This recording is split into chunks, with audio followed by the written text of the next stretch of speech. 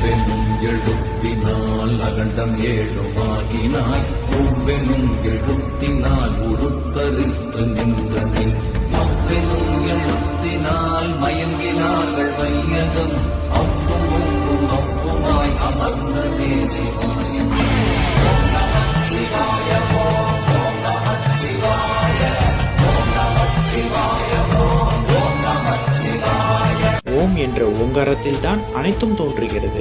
ஓம் என்பதில் அகாரம், உகாரம், மகாரம் என்ற 3 தத்துவங்கள் எழுத்துக்களாக அமைந்துள்ளது. அதில் ஆ என்னும் ஆகாய தத்துவத்தில் 7 உலகமும் ஆகி நிற்கின்றது. ஊ என்னும் விந்து தத்துவத்தில் தான் உருவம் தெரித்து உருவமாகின்றது. மா என்னும் தத்துவத்தில் தான் இவ்வுலகம் முழுவதும் மயங்குகின்றது. இதில் அவ்விலும் உவ்விலும் அவ்விலும் அமர்ந்திருப்பது சி என்னும் சிகாரமே என்பதை உணர்ந்து கொள்ளுங்கள் என்று சிவவாக்கியத்தில் கூறுகிறார்.